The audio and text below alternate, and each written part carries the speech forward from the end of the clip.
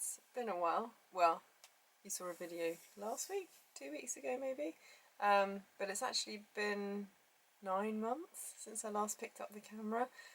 The last thing I filmed was my last day in Florida in September, and I haven't filmed anything since. So I thought I'd do a little update just because I've run out of content. There's not going to be any more videos now until probably October. I don't have any trips booked in until that point, so unless anything happens in the interim that I decide to make a video about. But I have a trip booked for the beginning of September, and it's a little bit different, so I thought I'd do a little bit of a video about how it's going to be a different trip. So first off, you might remember in my hurricane video, if you watched that recently, I said, don't know when I'm coming back, probably not within the next year. At that point, I was thinking that maybe this year I would go to Disneyland rather than Walt Disney World, and I also still want to go to Shanghai and Tokyo to cross those off my list, but I wasn't sure with travel and COVID restrictions how that was going to happen. But a couple of things happened that meant I've booked Walt Disney World again. So when I went last time, I went for 10 days and I had a 14-day ticket, so I knew that I was going to have leftover ticket days. That always happens when I go for less than 2 weeks because you get a 14-day ticket, so I knew that was going to happen. So I was going to have 4 days left on that ticket after that 10-day trip. Because of Hurricane Ian, I lost the Wednesday and the Thursday park days, and I also had Mickey's Not So Scary Halloween Party on the night the hurricane hit, so everything was rained out. We had trick or treat and character meets and the fireworks, but the shows and the parade didn't happen, and it was very wet. I never expect anything from those events. I know there's a possibility that it's going to be wet if it's at the beginning of my trip, which I tend to do now because of this very reason. I might go to guest relations and see if I can get a ticket for a further night during my trip, but I don't expect that to happen. As it was, Disney automatically added a free one-day park hopper ticket to my account, my My Disney Experience account, to repay that. I didn't ask for that. I didn't even know that it was a thing. It just boom popped up in my My Disney Experience. So I got an extra park ticket, so one-day park hopper. Then what happened was there was now 5, so I must have had 3 days left. So there was 5 days left on my 14-day ticket based on what I hadn't used going into the parks because I lost 2 days because of the hurricane. So with that one ticket, that gave me 6 days, and what Disney did was, rather than my ticket finishing in the 18-day period that you get to use your 14-day ticket, they extended the expiry date of my remaining days for 12 months. So I had to use those remaining 5 days by the end of September 2023, so September this year. And the same with the one-day park hopper, that's valid until the 30th of September. So I was umming and ahhing about it, and I was looking at dates and I was looking at prices, and then I looked at my Virgin Flying Club account, and I realised that I have way more flying points than you actually need for a reward flight. So it's not a free flight, for those of you that don't know. You still have to pay for taxes and fees, and that's about 250 quid for any flight. So it's not a free flight, but basically what you're doing is you're not giving them any profit. They're not making any money off of it. You're paying the legal charges, basically. So I discovered that I had enough money to get a return flight to Orlando for like 250 quid. So now I'm looking at having tickets and flight for 250 quid. I'm thinking, okay, this is probably going to be a good thing that I should probably look into. The reward flights with Virgin, up until the day that I fly, or the week before I fly, there's no flights available as a reward flight.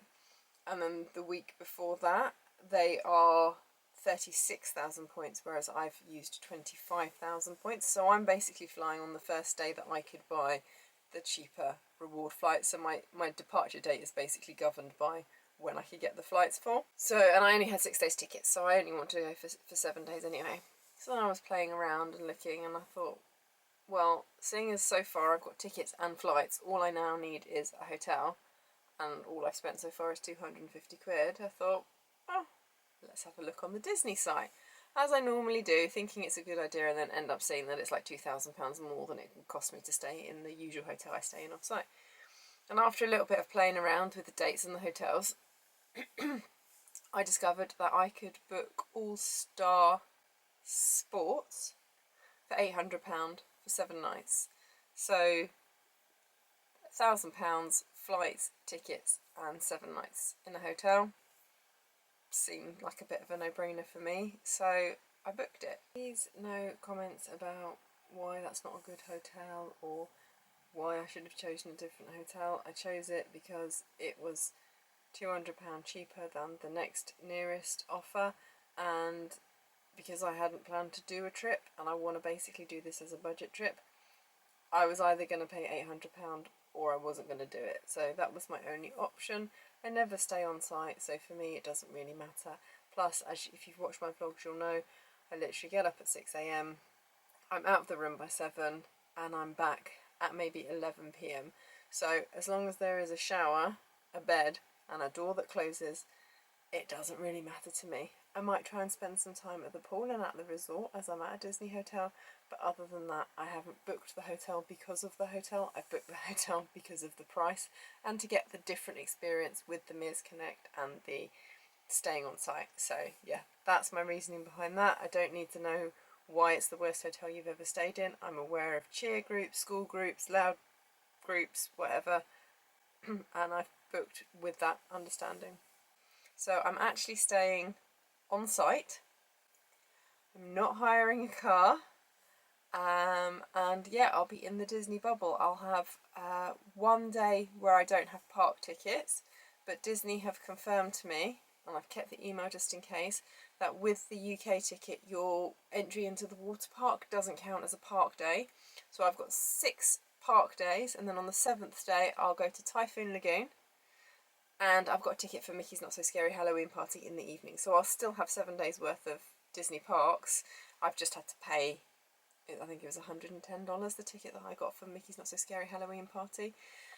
Disney also said when I asked them about the water park entry that the water park access days are only available up until you've used all of your park days, because what I was thinking about doing originally was using my 1-day park hopper on the first day, and that's because it doesn't have Genie with it. So I might buy Genie Plus anyway, but I thought I want to use that at the beginning of the trip because it's going to be a half day, probably shorter day, so it doesn't matter that I don't have Genie, so I'll put that at the beginning. Then I was going to do the 5-day Park Hopper UK ticket with Genie Plus, and then on my last day I was going to go to Typhoon Lagoon. But the advisor that I spoke to at the travel company said that once I've used all of those park days, the water park access doesn't exist anymore, so I need to do the water park in the middle. So I can't even remember which day it is I've booked, whether it's the Saturday or the Sunday, because I'm going Tuesday to Tuesday. The weekend in the middle, one of those nights is when I'm going to Mickey's Not So Scary Halloween Party, and I'll go to Typhoon Lagoon. So yeah, exciting. Disney hotel, no car.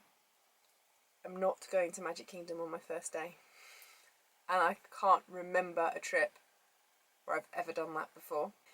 My reasoning behind it is, as I said, to do with the tickets. So my 1-day park hopper ticket doesn't have Genie attached to it.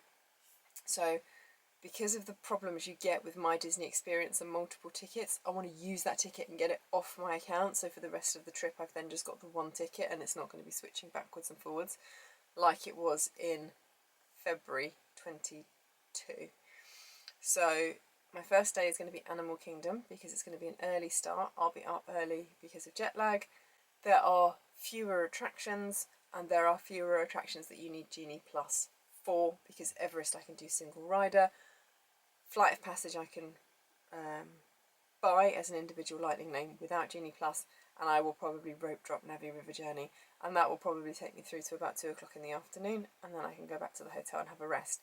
Because it's a park hopper, if I then decide that I want to go to Epcot and watch the fireworks in the evening, I can go and do that. I probably won't because I'll be too tired, but that is an option.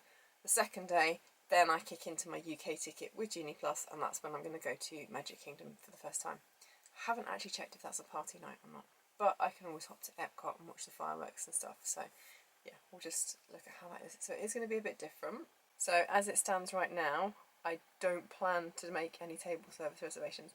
I might do some walk-ups, but not at the moment. There's a couple of things that I would quite like to do, like I'd like to try Rudy's Roundup Barbecue, and I'd like to go back to Garden Grill, but because they're that family style buffet, they're quite expensive for one person, and it's a lot of food, particularly for a picky eater. I looked at the Woody's barbecue menu, and you get a choice of 4 sides, and I only like one of them, so that's a bit of a waste of money, really. So I'm just going to survive on snacks and quick service, and also remember, because I'm staying at the resort, if I'm having a bit of a later start, I can have breakfast in the resort anyway. So or even dinner when I get back to the resort. So my options are completely different this trip to an off-site trip where I leave the hotel in the morning and don't go back until late at night. So I have to eat in the parks or at Disney Springs.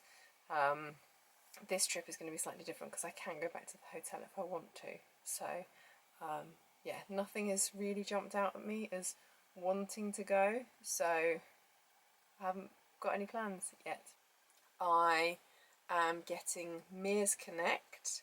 I did look at Sunshine Flyer because they had a deal, but the deal wasn't valid at the time that I'm going, and I just wanted to book it and get it paid for to get the money out of my account so I don't spend it on anything else. So I've booked my Mears Connect, which again I've never done. I never did Magical Express. Whenever I've gone as an adult, I've always hired a car, and whenever I went with my parents, the Magical Express wasn't a thing and it didn't exist, so we had to hire a car. So that's going to be a completely new experience that I'm really looking forward to, getting to the airport and not having to sort out a hire car. Using Uber, I did it in Disneyland, Uber or Lyft. I am looking into different SIM options for data, because I normally just rely on Wi-Fi when I'm in Disney, when I'm in Florida, but I don't want to get to Walmart and then find I can't book an Uber back to the hotel because there's no Wi-Fi. So I'm looking at various options for that, but probably what I'll do is arrive, get the Mears Connect to the hotel, dump my stuff, get an Uber or Lyft to Walmart and do my Walmart shop, so I've got breakfast food and snacks and stuff, and then at some point during the trip I will then get a ride share to the outlets, because I'm only at the outlets for an hour max, because I just go to Character Warehouse anyway, so it won't be that expensive. And if it gets to the point where I decide I do want a car, I can just go to the car hire centre and hire one anyway. So yeah, it's going to be a very different trip. On site, no transport, no Genie Plus on the first day, no Magic Kingdom on the first day. So yeah, it's going to be really exciting. I've got my Mickey's Not So Scary Halloween party costume all ready to go. So yeah, I just need to wait for it to come around now. They've just announced the end of COVID restrictions, so there won't be the fly ready paperwork, I don't believe, to do when I get there. Yeah, it's exciting.